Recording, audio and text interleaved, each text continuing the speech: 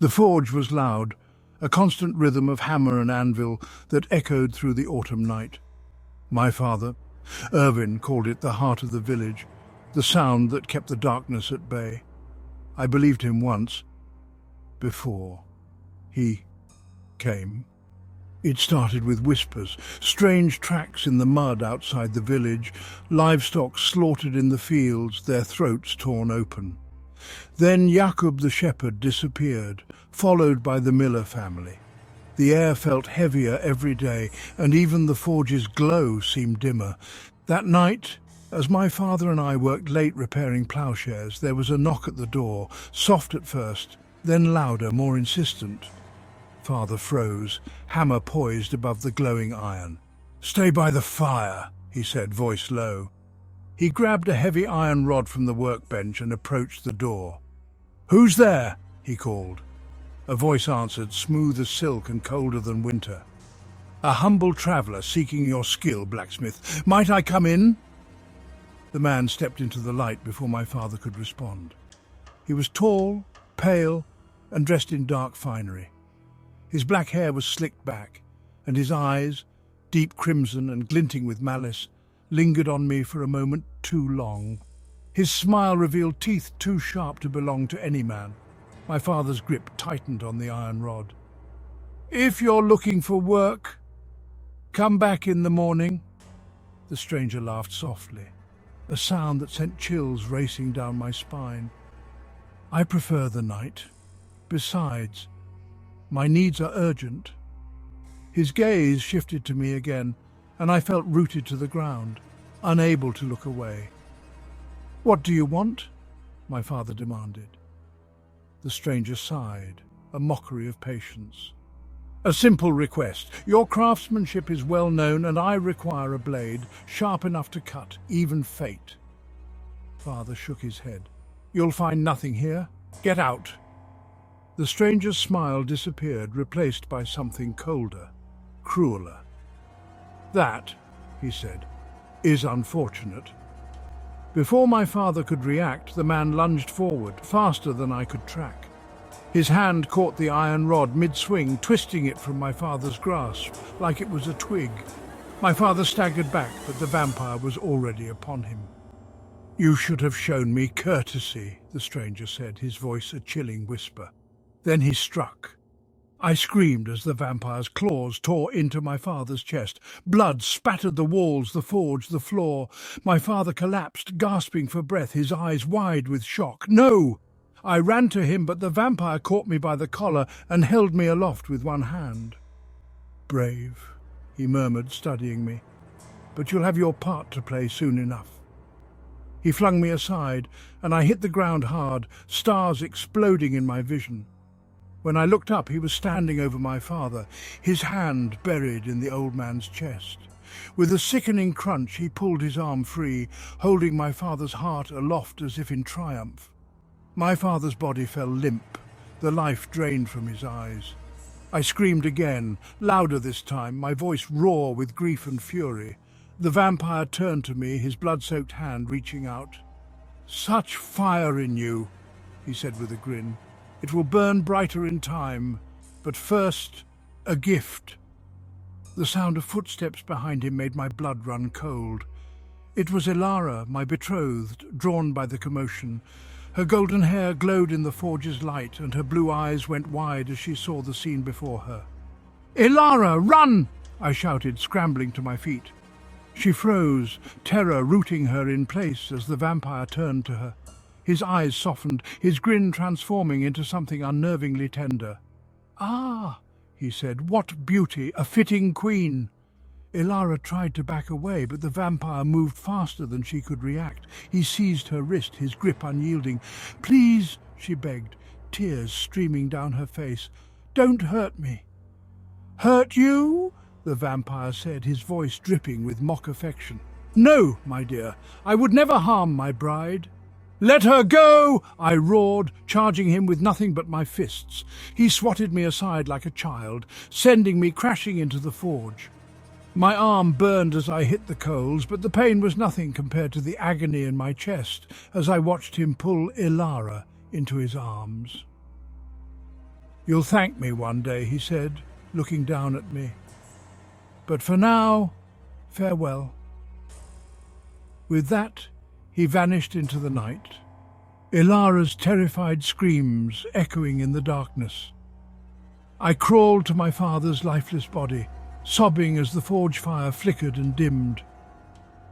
The shadows had come for us, and they had taken everything. But as I knelt there, a single thought burned in my mind. I would make them pay. The forge was cold when I woke the next morning. It had never been cold before, not even in the dead of winter. The silence was oppressive, broken only by the distant cawing of crows. My father's body lay where it had fallen, his blood dried in dark streaks across the stone floor. I buried him alone. None of the villagers came to help. They were too afraid, locking their doors and pretending they hadn't heard the screams in the night. Cowards. The priest offered a few words over my father's grave, but even he wouldn't look me in the eye. When the prayers were done, he shuffled back to the church, muttering something about dark times and gods above. By the time I returned to the forge, night was falling. The shadows crept long and deep, and I lit every lantern we had, praying their light would be enough to keep the dark at bay. But I wasn't afraid anymore. I wasn't just a blacksmith's son. Not anymore. I was a man with nothing left to lose. The days blurred together as I worked. The forge came alive again under my hammer, every strike a promise of vengeance. I poured all my anger, grief and desperation into the work. I started with iron stakes, sharpening them until they could pierce stone. I reforged my father's sword, tempering it in oil and fire until the blade gleamed silver in the light. It was old, chipped and unremarkable, but it was all I had. When the sword was finished, I turned my attention to something far more dangerous, an arsenal of silver-tipped weapons. Silver coins melted down into daggers, spearheads and arrowheads. The townsfolk began to notice. Some came to me, clutching old heirlooms or family treasures, anything made of silver. They left quickly, their faces pale and their hands shaking. "We'll pay you," they whispered, "for protection." I took their silver, but refused their coin. "I'm not doing this for you," I told them. "I'm doing this for Ilara and my father." They didn't argue. It was 3 nights after my father's death when the vampires struck again. This time, they didn't come quietly. The screams started at the edge of the village, followed by the crash of shattered wood. I grabbed the silver sword and a handful of stakes, my heart pounding as I ran toward the chaos. I found them in the miller's house, 3 of them, pale and monstrous, with glowing red eyes and fanged grins. They had cornered a family in the kitchen, their claws gleaming in the lantern light. I didn't hesitate. I drove the first stake into the back of the nearest vampire. It screamed, its body convulsing as the silver burned through its flesh. The others turned toward me, hissing like feral beasts. The second one lunged, but I swung my sword in a wide arc, the silver edge slicing through its arm. It howled in pain, black ichor dripping from the wound. The third vampire, the largest, smiled at me, its teeth glinting in the dim light. "Brave," it said, its voice low and guttural, "but foolish." It lunged faster than I could react, slamming me against the wall. My head hit the stone and stars danced in my vision. "Do you know what you've done?" It growled, its fangs inches from my throat. "Stopped you," I spat, twisting the stake in my hand and driving it into its side. The vampire roared, dropping me as it staggered back. I didn't wait for it to recover. I grabbed my sword and plunged it into its heart, the silver blade piercing through flesh and bone. The vampire screamed as its body crumbled into ash, its form collapsing like dry leaves in the wind. The other 2 vampires fled into the night, their shrieks echoing through the empty streets. I stood there, gasping for breath, the sword trembling in my hands. The miller's family stared at me in shock, their faces pale as ghosts. "Go," I told them. "Get to the church. Stay there until dawn." They didn't argue. By the time I returned to the forge, the adrenaline had worn off. My hands shook as I cleaned the blood and ash from my sword. The vampires were still out there, and their master was waiting with Ilara. I thought of her face, her smile, her laugh, and it gave me strength. I would find her, no matter how far I had to go, no matter how many of them I had to kill. I would find her and bring her back. I swore it, and as the forge's fire roared to life once more, I knew I would keep that promise, even if it cost me my soul. The village felt smaller now. The streets were quieter. The buildings seemed to huddle together for warmth against an unseen storm. The whispers grew louder with each passing day, tales of pale figures glimpsed in the woods, of doors rattling in the dead of night. And always they spoke his name in hushed tones, Valkas. That was what the villagers called him, the pale man who had come to my forge and taken everything. The name carried weight like the toll of a funeral bell. I didn't need anyone to tell me what he was. Stories of vampires were common enough, tales of blood drinkers and shadow dwellers. But Valkas wasn't just a vampire, he was their lord, and he had Ilara. The night after the attack on the miller's house, I prepared to leave. I packed what I could, the silvered sword, a dozen stakes, a dagger and a crossbow fitted with silver-tipped bolts. I left behind the forge and its fire, the home that had been my entire world. There was nothing for me here now. Before I left, I stopped at the church.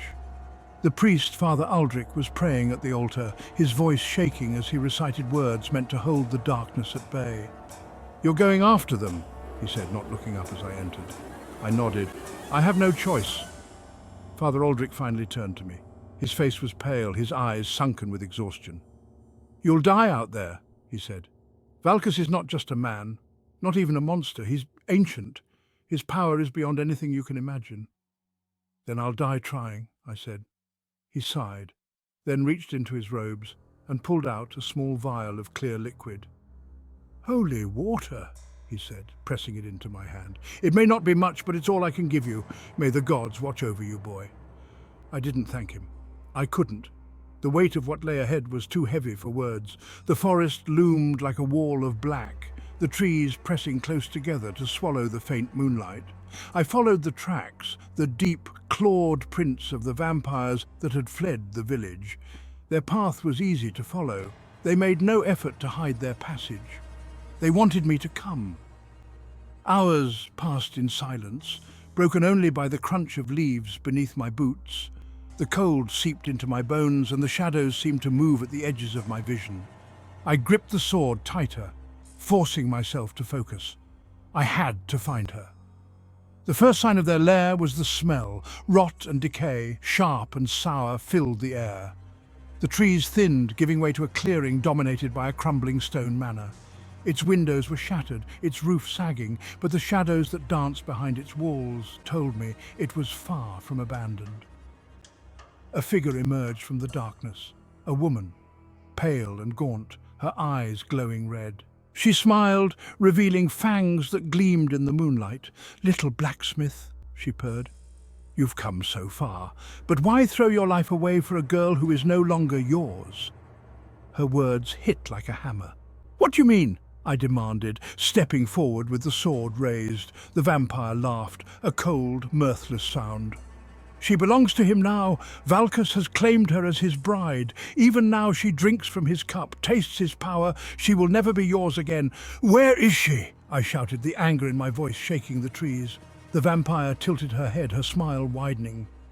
"Inside, waiting. But you'll never reach her." She lunged, faster than I could react. Her claws raked across my arm and I stumbled back, barely managing to raise the sword in time to block her next attack. The fight was brutal and quick. She was faster and stronger than I could have imagined, but I had the silver. I drove the blade through her chest and she screamed, her body collapsing into ash as the sword pierced her heart. I didn't wait to catch my breath. I stepped over her remains and pushed open the manor door. Inside, the air was heavy, almost suffocating. The hall was lined with ancient tapestries, their colours faded but still depicting scenes of blood and conquest. The walls seemed to hum with a low, pulsing energy, as if the house itself was alive. I gripped the sword tightly, my eyes scanning the shadows for movement. "Ilara!" I called, my voice echoing through the empty hall. No answer, only silence. I climbed the grand staircase, each step creaking under my weight. At the top, a pair of massive doors stood ajar, pale light spilling out from the cracks. I pushed them open. The room was a grand ballroom, its floors polished to a mirror shine. Chandeliers hung from the ceiling, their candles casting a flickering glow. At the far end of the room stood Valkas, dressed in black finery, his crimson eyes fixed on me. And beside him was Ilara. She looked different. Her skin was pale, her eyes darker than I remembered. She wore a gown of deep red, her hair falling in golden waves down her back. She turned to me, her lips parting in a smile that wasn't hers. "Ilara," I said, my voice breaking. "She is mine now," Valkas said, his voice smooth and commanding. "You should not have come, boy." "Let her go!"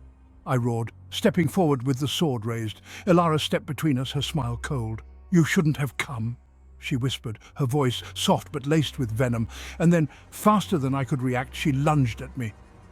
Ilara's attack caught me off guard. Her strength wasn't human anymore. She moved like a shadow, impossibly fast and terrifyingly precise. Her claws slashed across my chest and I staggered back, the pain burning through me like fire. "Ilara!" I shouted, trying to reach her through the rage that had consumed her. "It's me! It's—" She struck again, cutting off my words, her movements relentless.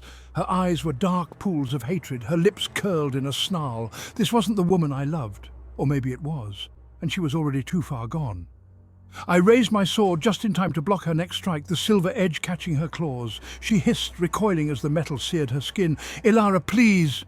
I cried. "You don't have to do this." From across the ballroom, Valkas watched with a cruel smile. "Oh, but she does," he said, his voice like silk. "You see, boy, she's no longer yours. She is my bride, bound to me by blood and will. Isn't she magnificent?" "Ilara, fight him!" I shouted, ignoring Valkas. "I know you're still in there." For a moment her eyes flickered, just a moment, a spark of recognition, but it was enough. "Ilara," I said again, softer this time, "come back to me." She hesitated, her claws lowering slightly. "Enough of this," Valkas said, his voice snapping like a whip. He raised a hand and Ilara's body jerked as if pulled by invisible strings. Her snarl returned and she lunged at me again, her movements no longer her own. The fight was brutal. I didn't want to hurt her, I couldn't, but she left me no choice. I parried her blows, using the flat of the blade to push her back. Her strikes came faster, each one more vicious than the last. "Do you see now?" Valkas said, his voice echoing through the hall. "She is mine in body and soul. You cannot save her, boy. You cannot save anyone." "Shut up!" I roared, the rage boiling over. I knocked Ilara back with a hard shove and turned the sword toward Valkas. He laughed, a deep mocking sound. "Do you think that toy will harm me? Come then, blacksmith's son, show me your fury." I charged at him, every ounce of my grief and anger fueling my steps. The silver blade arced toward his throat, but he moved like mist, disappearing and reappearing behind me. "You are bold," he said, his voice inches from my ear, "but boldness will not save you." His hand shot out, gripping my wrist with impossible strength. The sword clattered to the floor as pain shot up my arm. "Shall I kill you now?" he mused, tilting his head. "Or perhaps I'll let you watch as she feeds on you. A fitting end, don't you think?"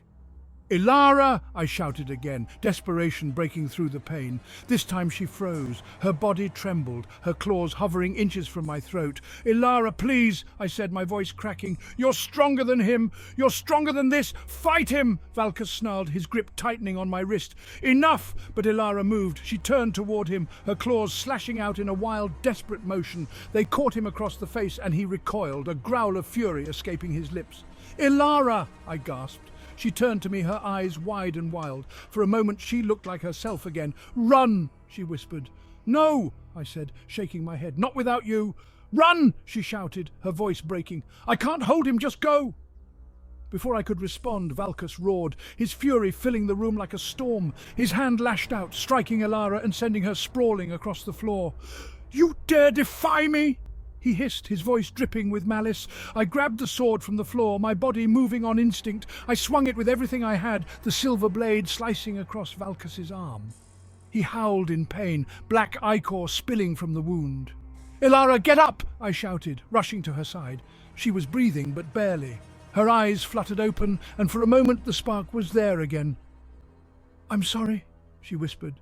Before I could say anything, Valkas was on me. His hand closed around my throat, lifting me off the ground as if I weighed nothing. "You should have stayed in your forge," he growled, his eyes blazing with hatred. The last thing I saw before the darkness took me was Ilara. struggling to rise, her hand reaching toward me. I woke to darkness. The cold stone beneath me was damp, and the air smelled of rot and despair. My head throbbed, and every muscle in my body ached. Chains rattled when I tried to move, the sound echoing in the suffocating silence. My wrists were bound, the iron cuffs biting into my skin. I wasn't dead, not yet. A faint flicker of torchlight illuminated the room, revealing rough stone walls and barred windows too high to reach. The cell was small, barely enough space to stretch out. Beyond the bars, shadows danced and low whispers seemed to drift from nowhere. I tested the chains, pulling as hard as I could, but they held firm.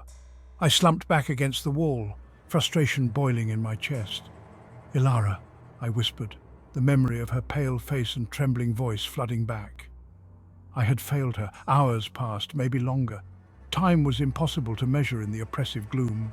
Hunger gnawed at me, and thirst burned my throat. Sleep came in fitful bursts, haunted by visions of Valkas and Ilara, her blood-stained lips and lifeless eyes. Eventually, footsteps echoed in the hall outside my cell. The door creaked open, and a figure stepped inside. It wasn't Valkas. It was a woman dressed in tattered black robes, her face hidden beneath a hood. Her presence was strange, her movements fluid but deliberate, her steps soundless despite the rough stone floor. "You're awake," she said, her voice soft but edged with steel. "Who are you?" I demanded, my voice hoarse. She didn't answer immediately. Instead, she knelt beside me, holding a small flask to my lips. "Drink." I hesitated, but the thirst was too much to ignore. The liquid was cool and bitter, but it soothed the fire in my throat.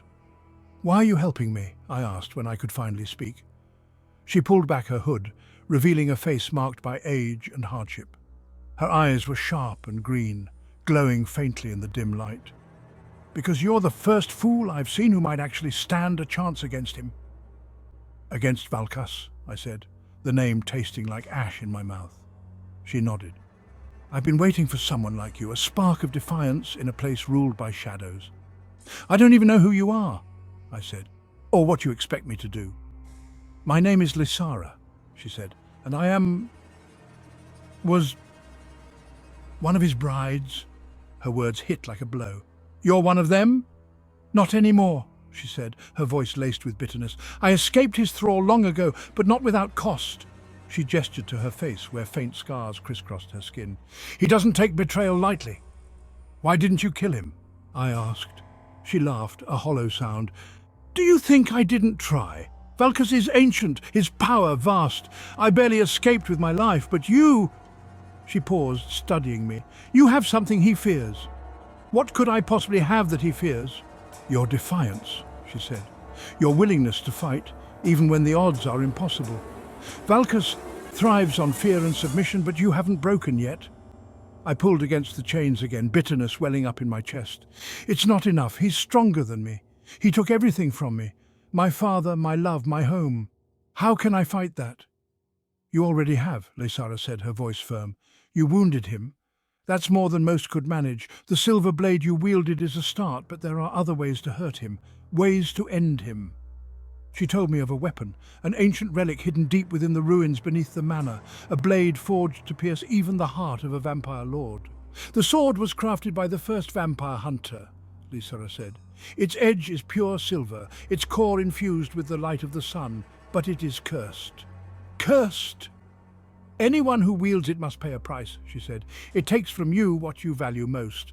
Her words hung heavy in the air. "What I value most," I murmured, thinking of Ilara. "It's the only way," she said. "If you want to save her, if you want to end Valkas, you'll need the blade." I stared at her, the weight of her words sinking in. "And how do I find it?" "I will show you," Lysara said, standing. "But once you leave this cell, there's no turning back. Valkas will know. He will hunt you, and if you fail—" "I won't fail," I said, cutting her off. Her lips curled into a faint smile. "Then we move now, before he returns." She unlocked the chains with a rusted key, and I rose to my feet, my body aching, but my resolve firm. As we crept through the darkened halls of the dungeon, the whispers grew louder, the shadows deeper. I could feel the weight of Valkas's presence pressing down on me, but I pushed forward. We descended a hidden staircase, the air growing colder with each step. At the bottom, a massive iron door loomed before us, carved with symbols I didn't recognize. "The blade lies beyond," Lysara said, "but beware. Valkas is not the only danger here. His power seeps into the very walls of this place. The closer we get, the stronger he will become." I gripped the hilt of my silver sword, the resolve burning hotter in my chest. For Ilara, for my father, for the village. "Let's end this," I said, and together we pushed the door open. The iron door groaned as it opened, revealing a vast chamber carved into the earth. The air inside was thick and cold, carrying the metallic scent of blood. The walls were lined with grotesque statues, twisted vampiric visages frozen mid-scream. At the center of the room, atop a black stone pedestal, rested the blade. It shimmered in the dim light, its silver edge glowing faintly, as if alive. The hilt was ornate, wrapped in black leather, and set with a ruby that pulsed like a heartbeat. The sword radiated power, and something darker. "There it is," Lysara said, her voice barely a whisper. "The Dawn Fang." I stepped forward, my boots echoing against the stone. Each step felt heavier, the air itself pressing against me. The sword seemed to call to me, its pull undeniable. "Wait," Lysara said, grabbing my arm. "Remember what I told you. The blade demands a price." "I don't care," I said, shaking her off. "If this is the only way to stop him, then it's a price I'll pay." "Be sure," she said, her tone grave. "Once you take it, there's no undoing it." I nodded, my mind set. I reached for the hilt, my fingers brushing the cold metal. A searing pain shot through me and the chamber blurred. The vision struck like lightning. I was back in the forge, my father hammering at the anvil, his face illuminated by the glow of molten steel. Ilara stood in the doorway, her smile radiant. It was a memory, a perfect moment of peace. Then the vision twisted. The forge crumbled into ash, my father's screams echoing as flames consumed him. Ilara's face darkened, her eyes turning black as she reached for me with clawed hands. "You will lose them all," a voice whispered, deep and ancient. "What you value most will be torn from you." I fell to my knees, the weight of the words crushing me. "Do you still accept?" the voice asked. Through the pain and despair, I clenched my teeth. "Yes." The vision shattered, and I found myself back in the chamber. My hand gripped the hilt of the sword, the ruby blazing with crimson light. "Then it is done," Lysara said, her voice trembling. "You've bound yourself to the Dawn Fang." The power surged through me, burning like fire and ice. I felt stronger, faster, as if the blade itself had become an extension of my will. But there was something else, an emptiness, a piece of myself torn away. What did it take?" I asked, my voice shaking. "I don't know," Lysara admitted. "The price is different for everyone. You'll know soon enough." We didn't have time to dwell on it. The chamber trembled, a guttural roar reverberating through the walls. Valkas knew. "He's coming," Lysara said. "We must face him now, while the blade's power is fresh." We raced back up the stairs, the weight of the Dawn Fang a strange comfort in my hand. The halls were alive with shadows, twisting and writhing like living things. As we reached the grand hall of the manor, the temperature plummeted. Valkas stood at the far end, his crimson eyes glowing with fury. "You dare touch what is mine?" he snarled, his voice shaking the very foundation of the manor. "You've taken enough from me," I shouted, raising the blade. "This ends now." Valkas laughed, a deep, mocking sound. "You think that trinket will save you? You think you can stand against me?" "I don't think," I said, stepping forward. "I know." He charged, his speed blinding, his claws slashing through the air, but I was faster.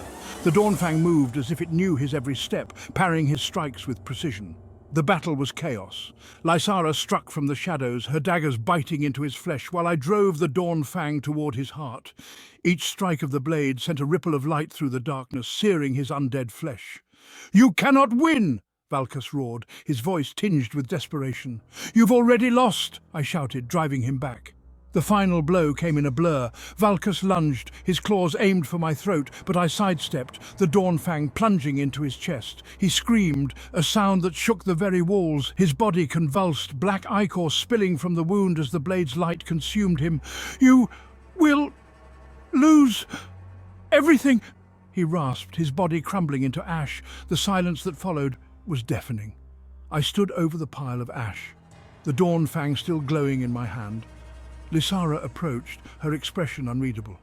"You did it," she said softly. But I didn't feel victorious. The weight of the price I'd paid pressed on me, a hollow ache I couldn't ignore. "Ilara," I whispered, turning toward the door. I found her in the ballroom, lying motionless on the cold marble floor. "Ilara," I said, dropping to my knees beside her. Her skin was pale, her breathing shallow. She opened her eyes, and for a moment they were clear, human. "It's over," I said, tears streaming down my face. "You're free." She smiled weakly, her hand reaching for mine.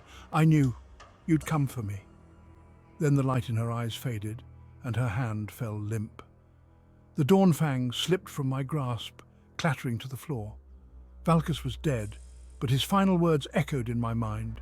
I had won, but at what cost? Thank you for joining me here at Nightmare Theatre. My name is Arthur Pembroke, and I'll see you again tomorrow night.